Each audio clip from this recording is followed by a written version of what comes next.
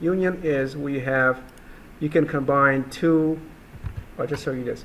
You can combine the result of two tables together by you combining two separate select statements here. So for example, if I do this, two select statements, right? I have these two tables here.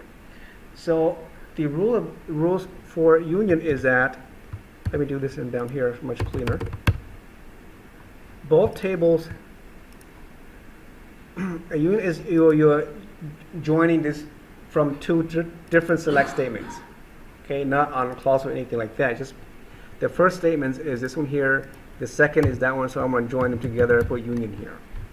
So you join the result. You combine those results together and give you one single result. See, set. The rule is that they have to match the exact same number of columns. Okay, so if table A one has only 3 columns and this one has 4 columns, it doesn't work. Okay, so they have to have the same number of columns in order for them to work.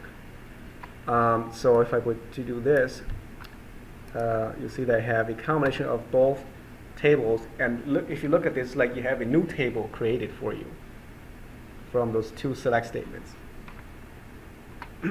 And if you were to, let's just say, get that from the actors table, okay, let's see what that looks like. The actors table has, well, 4 columns too, so I think that should probably also work. Okay.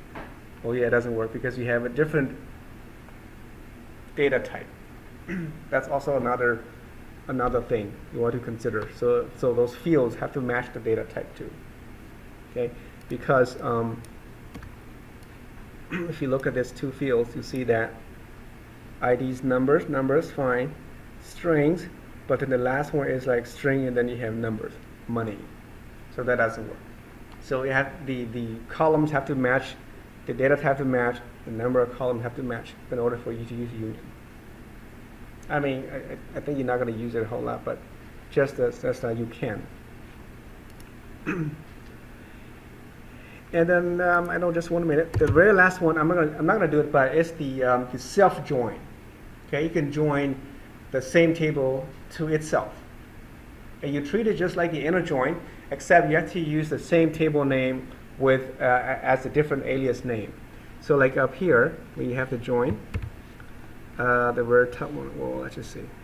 So I could do like, for example, select from actors as A, and then join actors as B, and then we're on A dot, films ID is equal to B dot films ID. Okay, so you kind of like just trick the server to think that they are separate tables, but actually they're not. It's the same table. Okay, so you can also do that by self-joining the own table.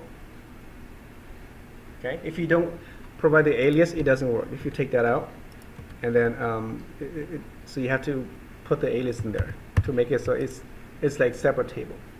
And the reason why we do this is because sometimes, like if you think about like the employees, right? Let's say you work in a company, like here at Gateway, right? My boss is Ray.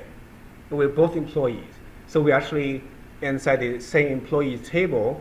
But he is my supervisor, so he's actually belonging to a different category, right? So you can say select all the employees from the employees table, join that with the employees table where the ID is boss or supervisor, right? Or the type or the category for a type or position is a supervisor, right? So that it will grab all the employees that work under that person in that way. It's also very common for products table. You have a products that have a lot of products that will dependent on the other products, and they belong to the same product, so they're all products. And then you can say find all the software products, right, and not the hardware products or something like that. But they belong to the products table. Okay, so you self-join that table.